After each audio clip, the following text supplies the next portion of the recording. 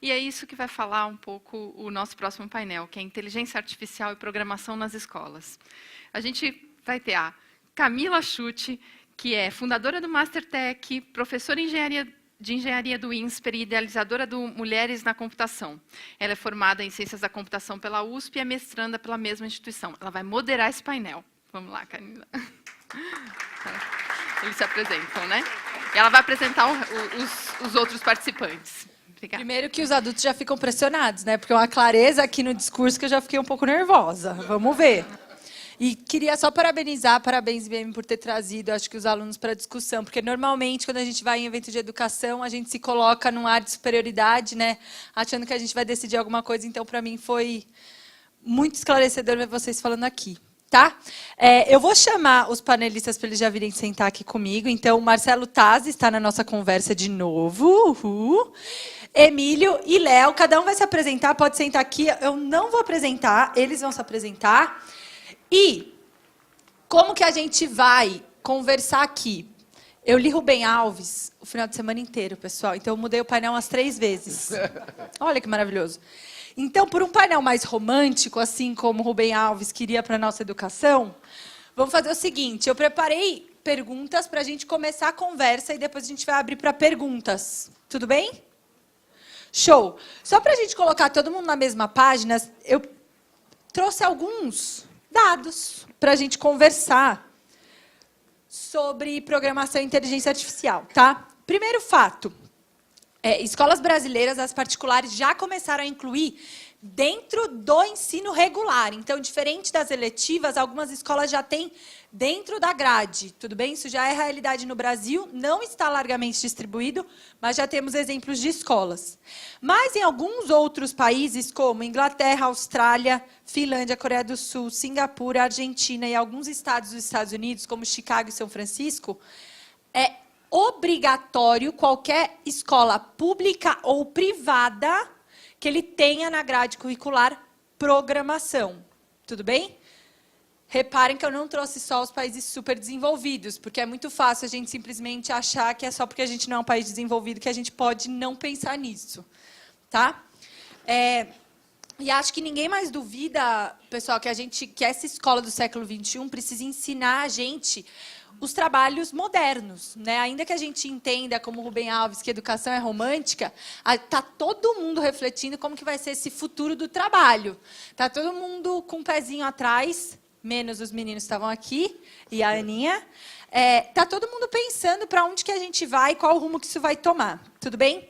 E aí, quando a gente olha para a infraestrutura, pessoal, a gente percebe, quando a gente olha para esse mercado de trabalho, a gente vê 25%, das 25 vagas mais desejadas no mercado, 8 envolvem programação. E eu não estou falando de carreiras técnicas, eu estou falando de jornalismo, eu estou falando de arquitetura, eu estou falando de engenharia. Se a gente parar para pensar que todos vão precisar aprender a programar, a gente tem uma tarefa grande aí. Para esse mundo que hoje é mobile, e eu vou puxar aqui um pouco essa discussão.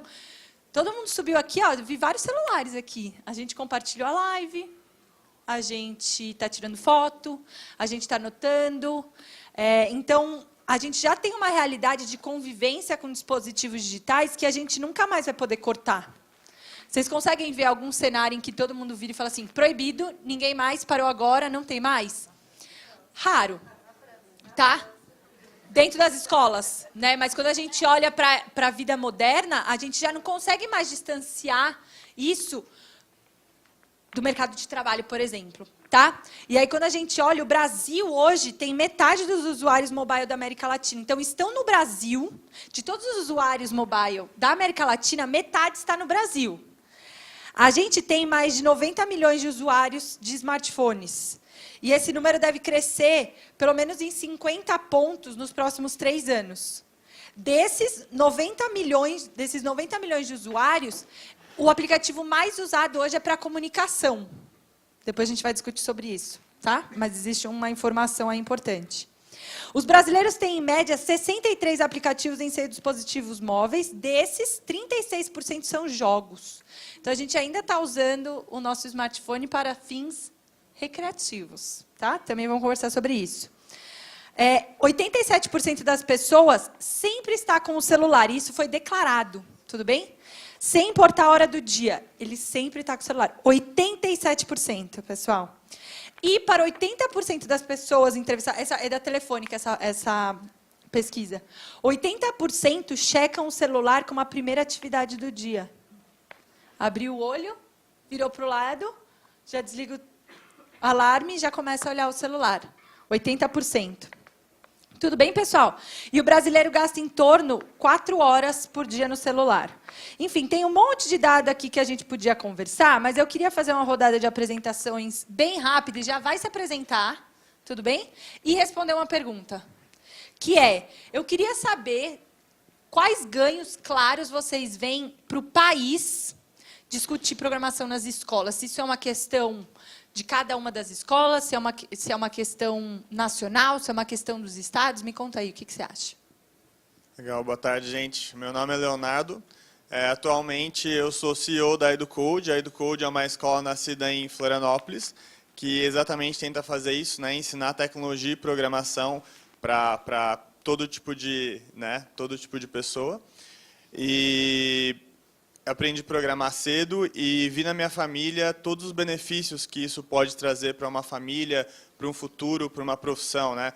Hoje meus irmãos trabalham em Google, trabalham em Facebook e assim particularmente para mim é muito bacana ver isso acontecendo, mas é muito também, como os alunos estavam falando, um pouco perigoso para quem não tem acesso a isso, né?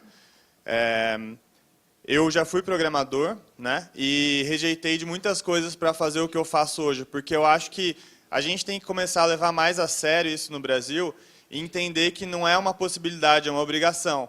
O fato de muitos países no mundo estarem tendo políticas como essa de ter caráter obrigatório é uma coisa que a gente deveria pensar mais no Brasil, porque tem tanto o lado pessoal de características para o ser humano, que isso tem vários benefícios, e, obviamente, tanto para o caráter profissional, que é uma complementação. Então, seja por um lado ou pelo outro, é uma coisa extremamente óbvia para quem está bem antenado com a economia, com as futuras profissões, e também preocupada com como as novas gerações vão crescer, dado que várias das habilidades que elas precisam para o futuro, elas estão em programação e estudo de tecnologia.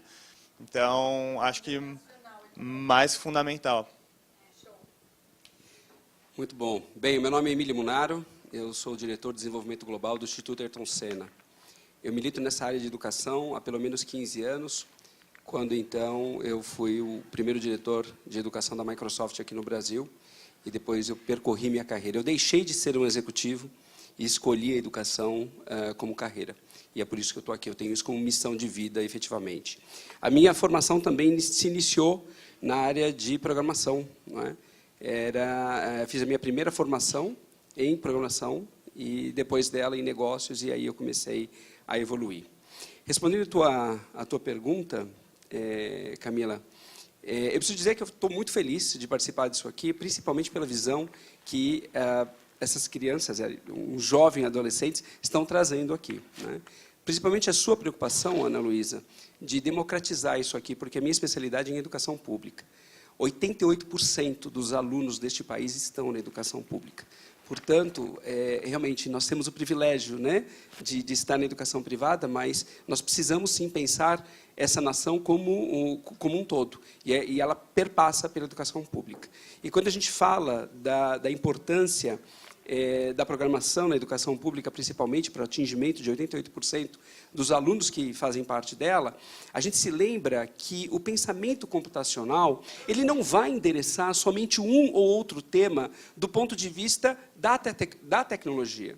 A tecnologia é um meio e vai continuar sendo um meio para que você atinja esses resultados. Não é? Na verdade, o desenvolvimento de habilidades socioemocionais que ela proporciona é muito maior.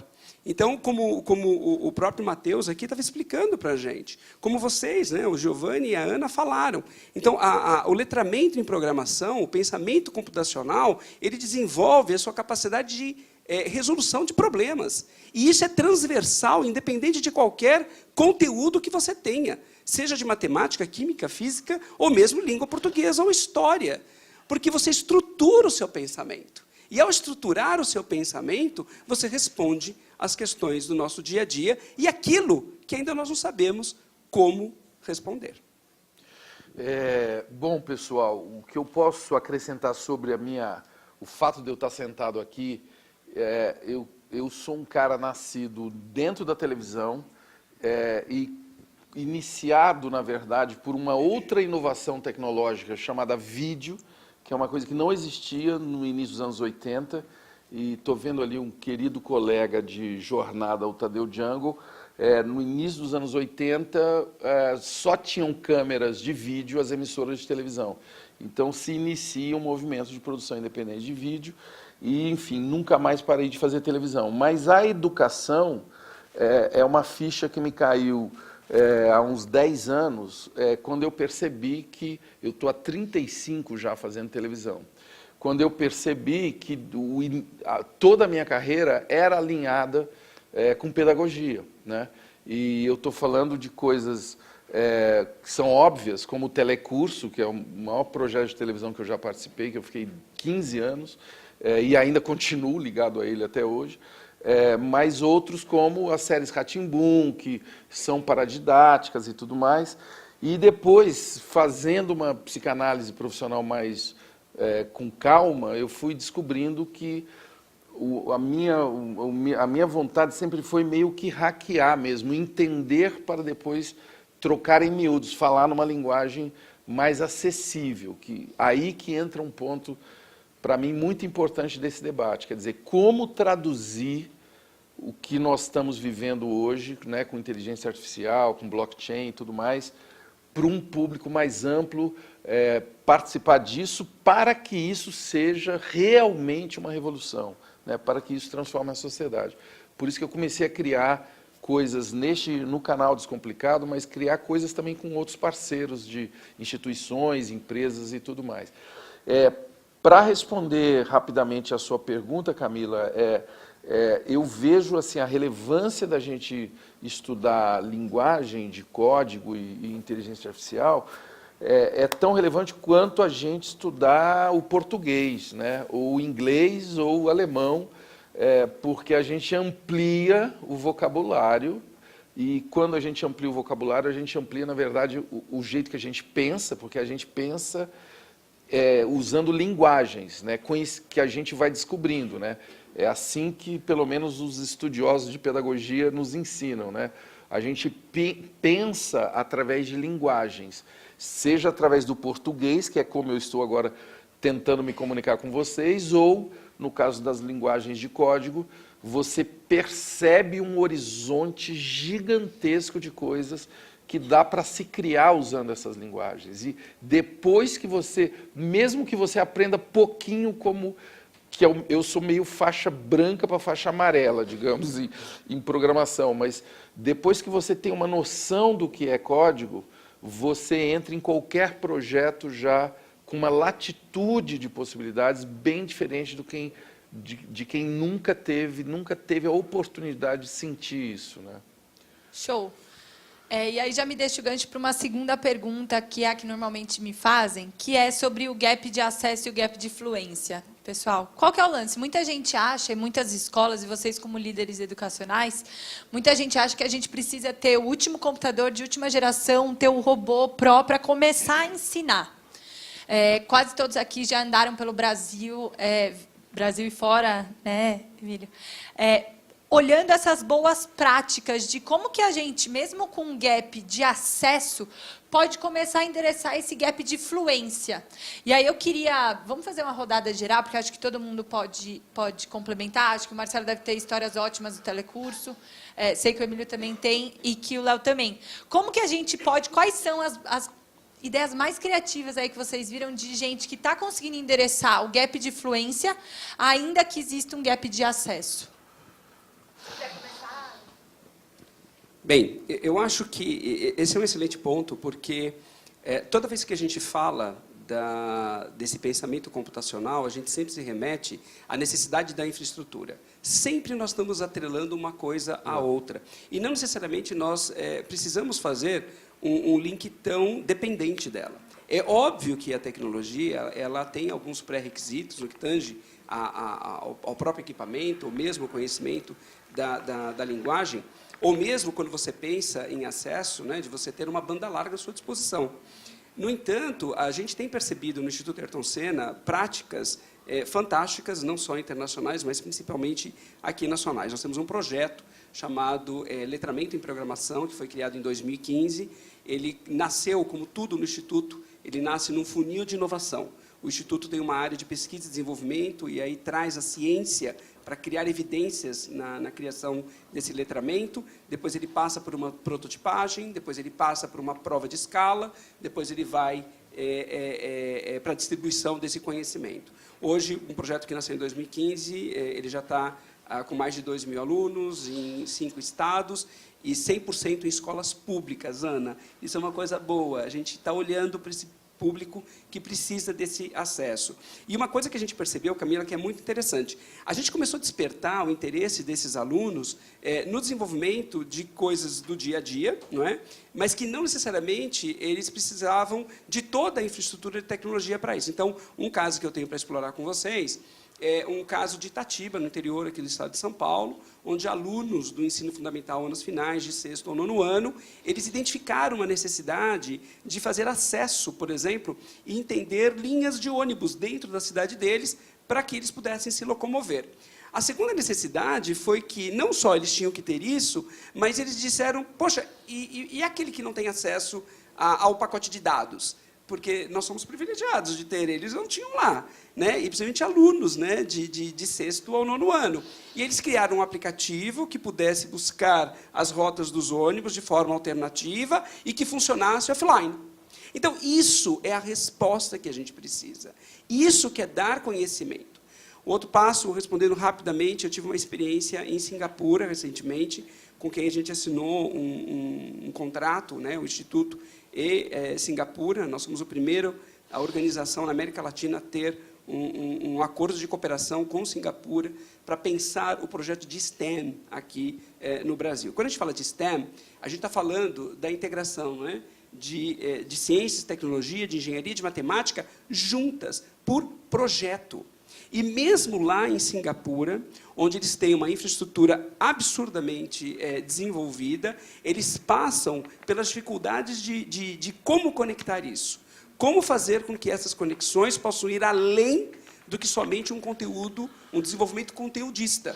Como é que você prepara esse desenvolvimento de projetos, por exemplo, e levando esses meninos a trabalharem de forma colaborativa. Então, a colaboração, a criatividade são elementos aí que vão trazer isso.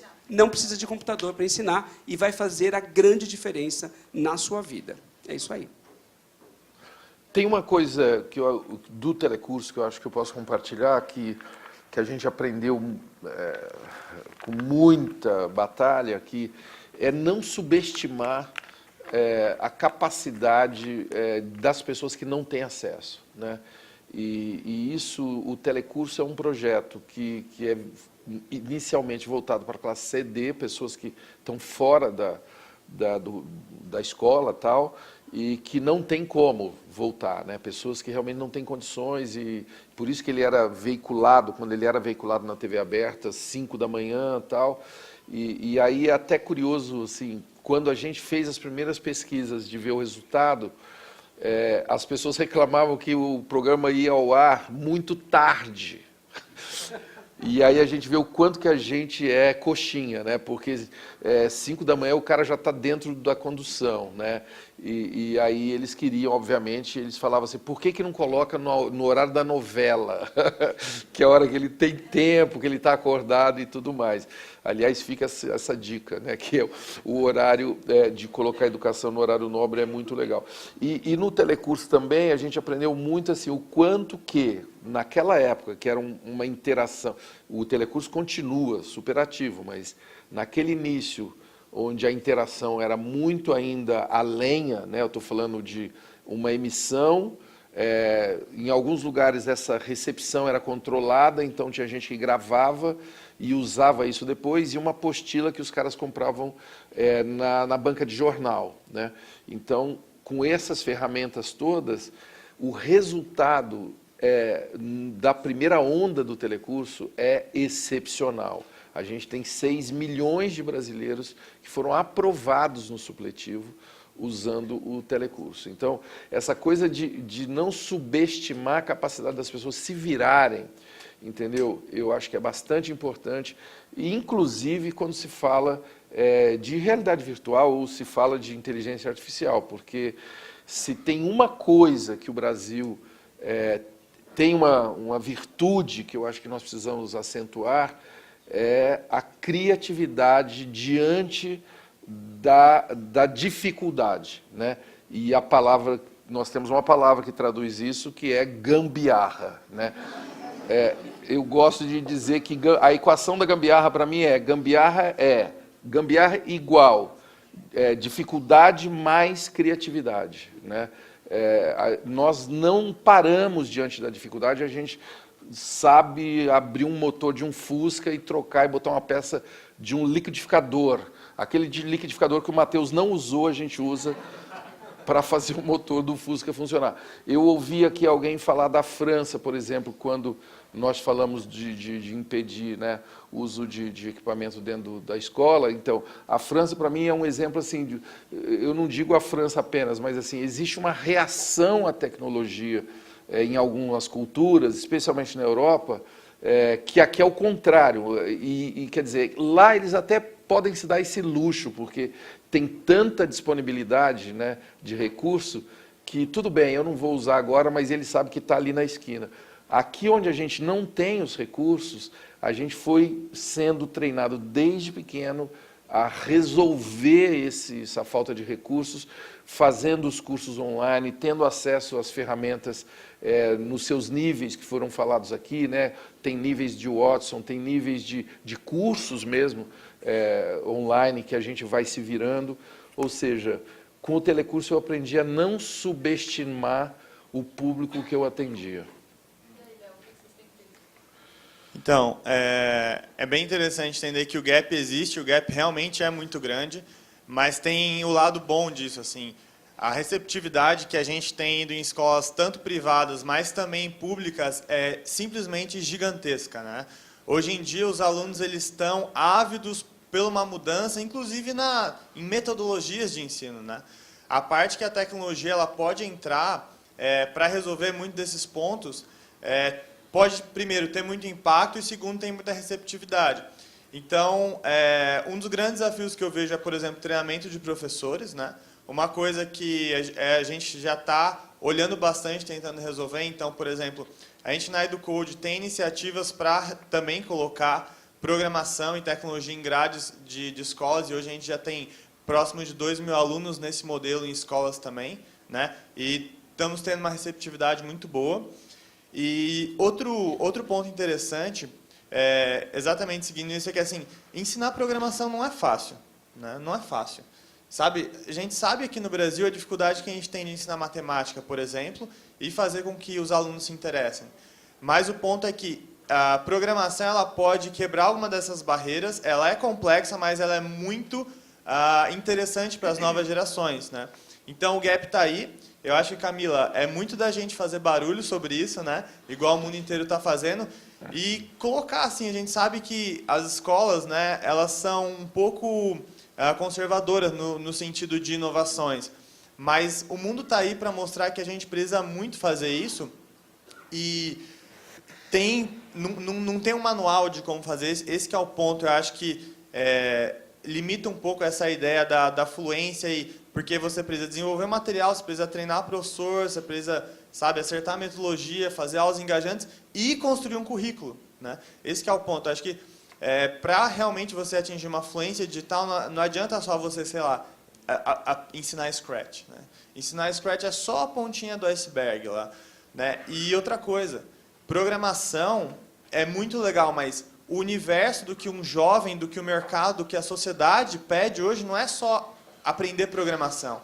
Tem algo que vem muito antes, que é como você usa a tecnologia para potencializar a sua vida e potencializar o que você faz e o seu impacto, né?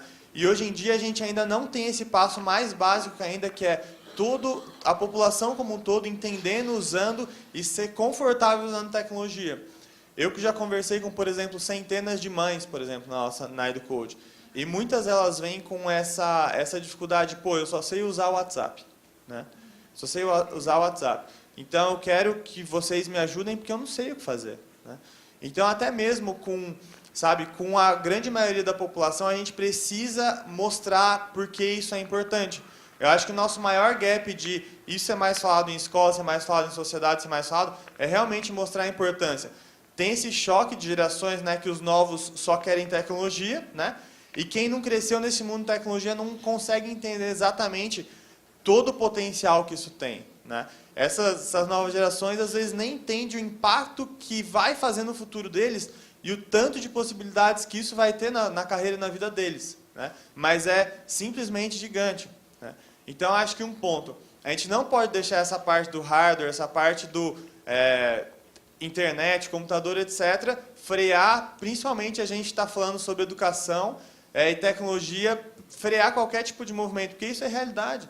Camila mesmo falou aqui que todo mundo está conectado com o smartphone o tempo todo. Ora, se a solução precisa de um smartphone para acontecer, já não é mais o grande desafio, né?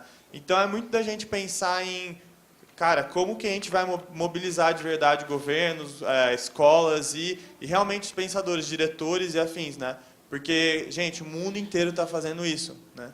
E a gente, muitas vezes aqui no Brasil, a gente esteve um pouco a par do andamento da velocidade da tecnologia do mundo. Está na hora de parar. A gente está no mundo exponencial. E é isso que é importante de todo mundo entender. A gente está no mundo exponencial, né, nessa época de Ubers, que de um ano para outro acontece muita coisa. A gente tem que entender o avanço da educação e o avanço que a gente tem que ter na educação também como um modelo exponencial é cada vez mais veloz e vários países do mundo entenderam isso. Por isso que, gente, vamos dar um chega. Vamos deixar tudo isso obrigatório e vamos fazer isso acontecer. Show. Pessoal, a gente tem 10 minutos que eu vejo a plaquinha ali. Alguém tem pergunta? Dou-lhe uma. Dou-lhe duas. Vou seguir. Eu tenho mais umas 70 perguntas. Mas o Gandur tem prioridade, claro. Você abre meu. Eu não sou especialista em educação, mas nesse meu novo modelo, ocupando esse novo estado da matéria, chamado cientista desempregado, eu comecei a me dedicar a tarefas de educação, tá? Principalmente por conta de um cacuete pessoal que eu desenvolvi ao longo de anos, que é me aprofundar em coisas complexas e voltar desse mergulho com uma versão mais simples para que as pessoas pudessem entender. Mas eu sou absolutamente convencido que educação requer profundidade. Sem profundidade, a gente vai fazer só casquinha, só na superfície. Isso foi objeto de uma conversa que a gente teve, né, Camila, com o Felipe, lá com o pessoal da Mastertech. Eu falei, ou a gente vai fundo, tá? Ou a gente vai continuar navegando em cima de uma casquinha de gelo. Qualquer hora afunda e cai. Bom, nesse cenário, tem duas palavras que vocês falaram que me sensibilizou muito. Uma é democratização. A outra é esse parâmetro de 88% da educação estar no domínio do governo, ser escola pública.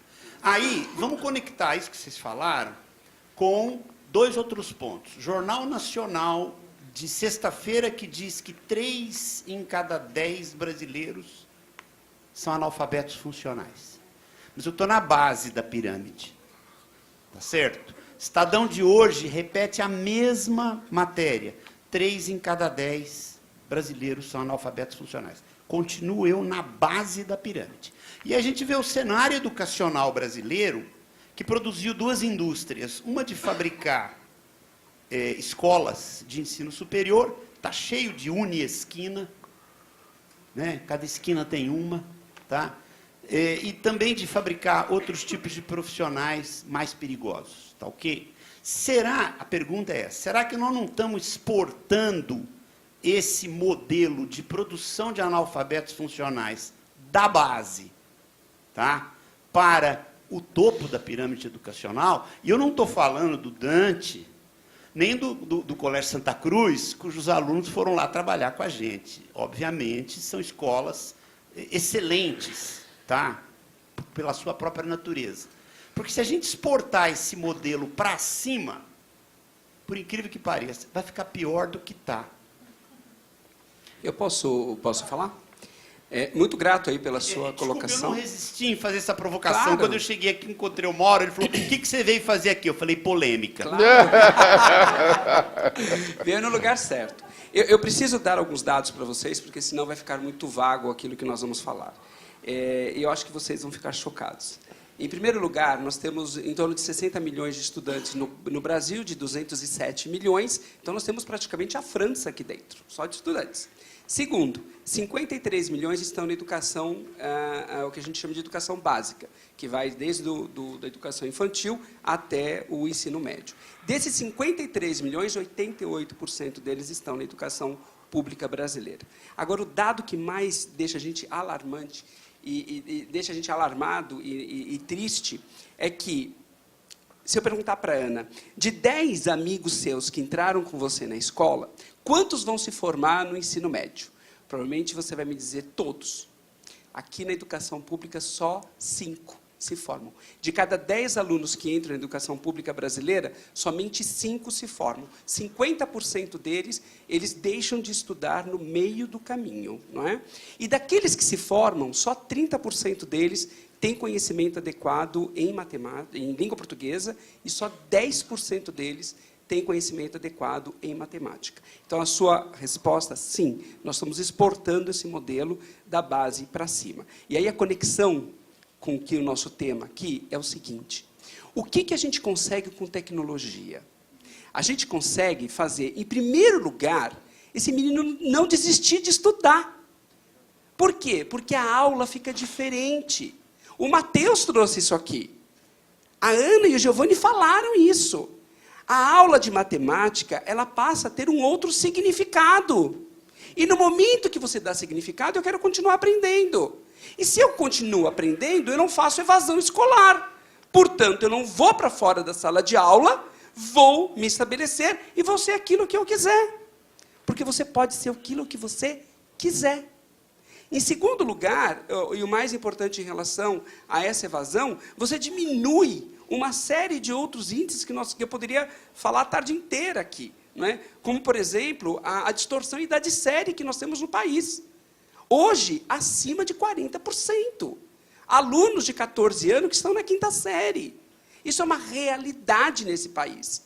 Então, no momento em que a gente usa a tecnologia para estimular, a gente faz o menino permanecer na sala de aula e a gente faz o menino ficar mais inteligente e, com isso, progredir na sua carreira. Deixa eu só complementar uma coisa, aproveitando que, Emílio, que a gente já está com o tempo acabando.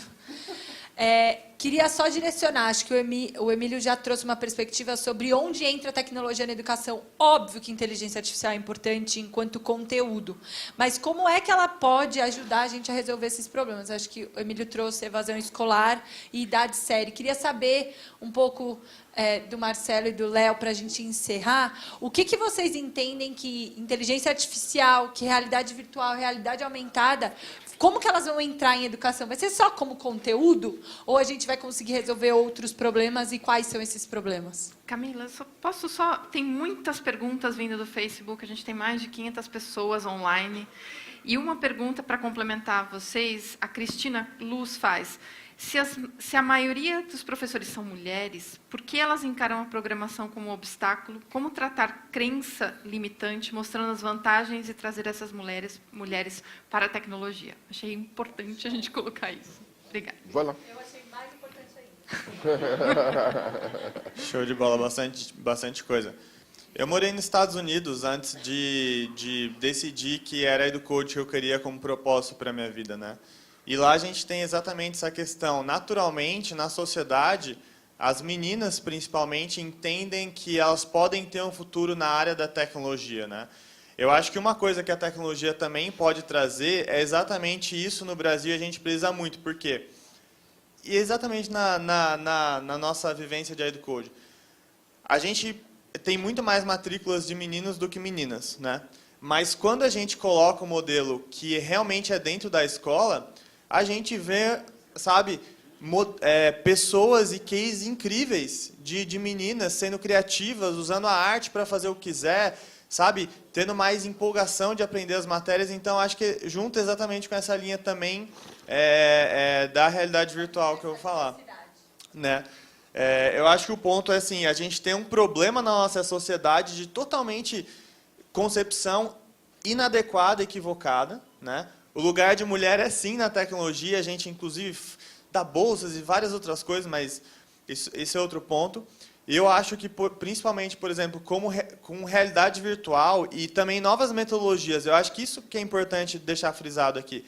Por exemplo, realidade virtual é uma coisa que vai, com certeza, instigar os alunos a quererem aprender e aumenta a interatividade, as possibilidades, né? Agora estão sendo criados uma Google Play, uma App Store dentro de um óculos de VR, e isso vai ser sensacional. Mas eu acho que a questão a gente pode olhar para um ponto bem anterior, é o seguinte.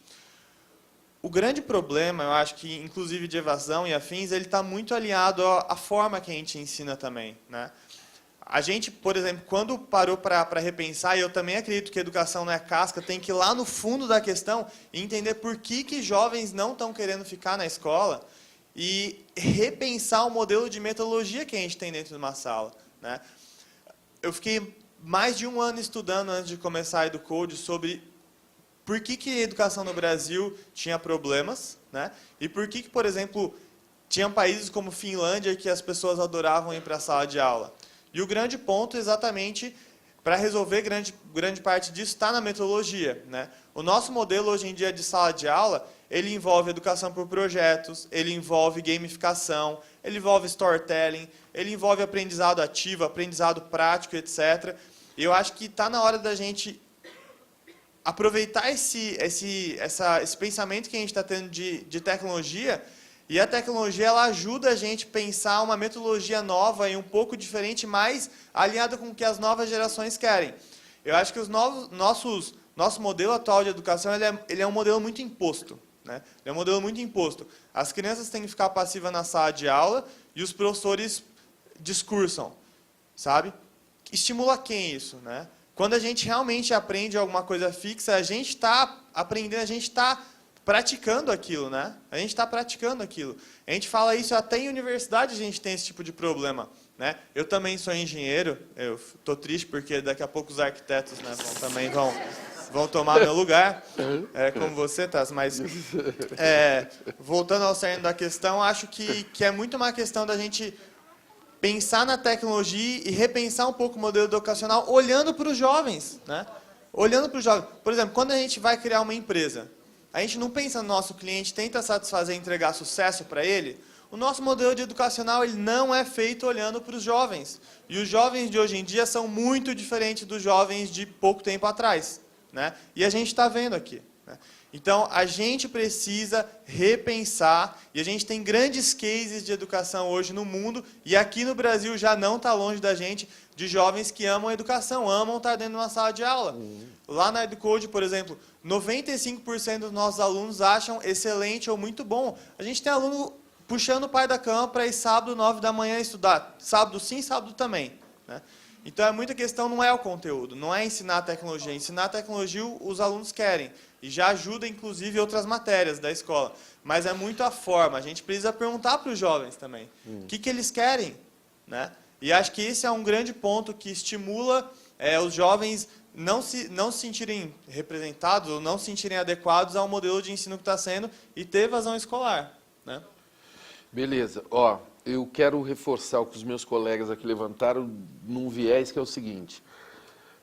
Fecho com o relator Gandur quando a gente fala que para ter boa educação é profundidade mesmo, não tem papo furado.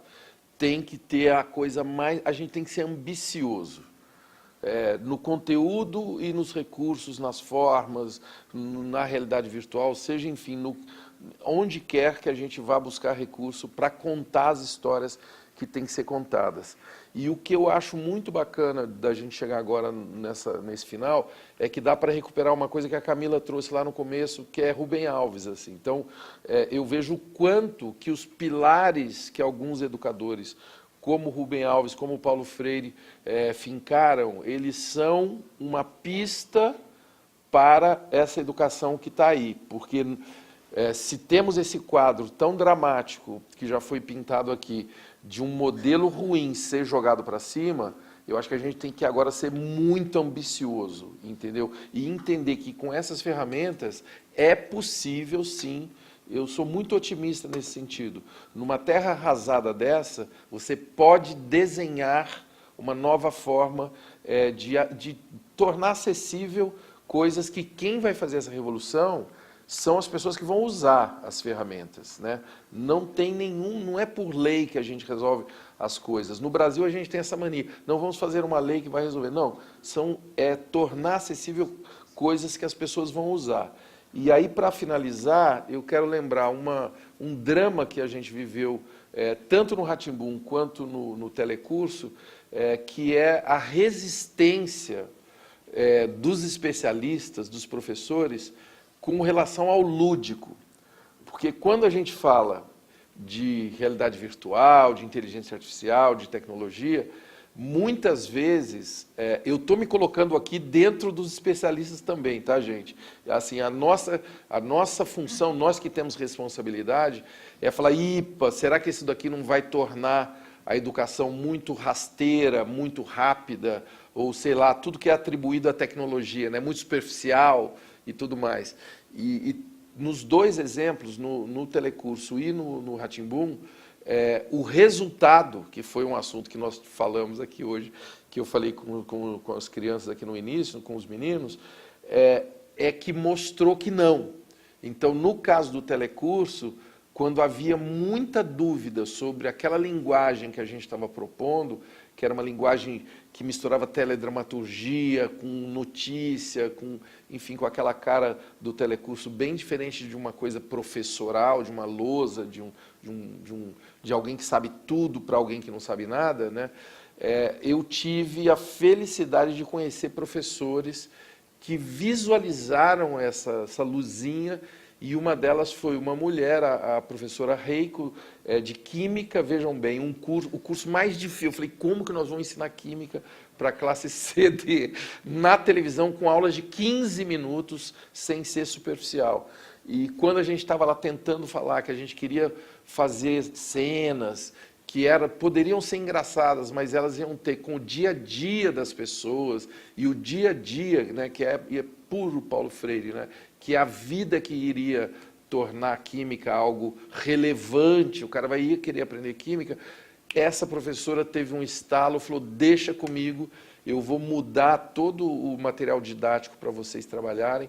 E ela falou assim, é muito fácil fazer o que vocês estão me pedindo. Aí ela falou assim, quando você acorda, a primeira coisa que você faz, antes de checar o seu WhatsApp, quando você vai fazer café, você está diante já de uma experiência química. Quando você sai para a rua e está no ponto de ônibus, o ônibus inteiro é uma experiência química ambulante, do pneu até o material que é feito, a catraca e o cartãozinho ali e tudo mais. Enfim, a professora Reiko, ela mesma ficou super animada e falou, nossa, que legal eu poder olhar o curso de Químicas assim, com o dia a dia de alguém de classe C e D e saber que agora esse daí é que vai fazê-los gostar de Química, né?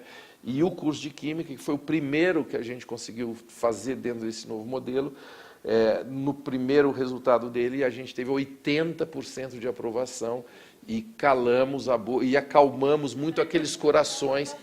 Não, acalmamos os corações aflitos, né, das pessoas que achavam que aquilo poderia, enfim, desvirtuar totalmente a educação. Desculpa. Eu queria, na verdade, eu não poderia finalizar esse painel, eu só preciso de 20 segundos, que é o seguinte.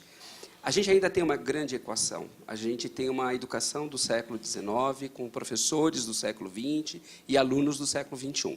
Mas nenhuma educação vai ser transformada que não seja ainda pela mão do educador. É muito fácil a gente criticar o professor. A gente precisa prepará-lo.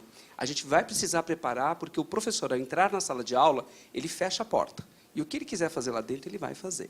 Então, cabe-nos, sim, reconhecer o papel do professor como um mediador, mas apoiá-lo. E aí, Alceli, a dúvida dessa profissional que nos manda é isso. Como é que a gente pode, enquanto especialistas em tecnologia, podemos deixá-los confortáveis, né, para que eles possam levar isso definitivamente e mudar essa realidade nossa. É exato. isso Ó, aí. só uma coisinha que eu ia dizer aqui As no duas já final. estão me olhando assim, tipo, Não, o que eu ia dizer aqui no final, para mim, assim, o meu sonho para o Brasil é que as crianças que vão entrar agora no sistema educacional tenham como um sonho, vai ter um dia, que elas vão ter como sonho a profissão de professor.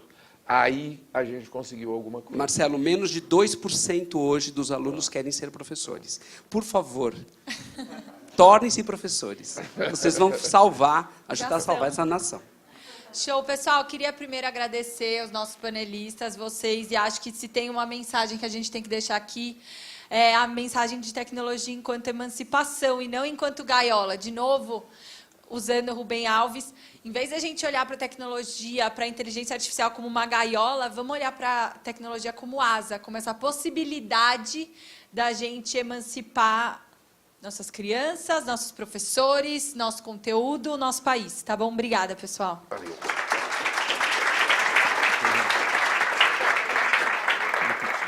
Obrigada, pessoal.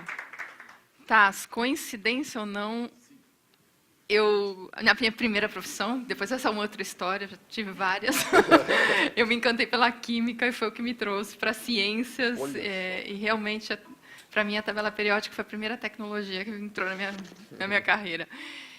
Gente, não sei vocês, eu estou assim no céu, com esse painel maravilhoso, com as crianças, acho que esse hoje está sendo um dia muito legal.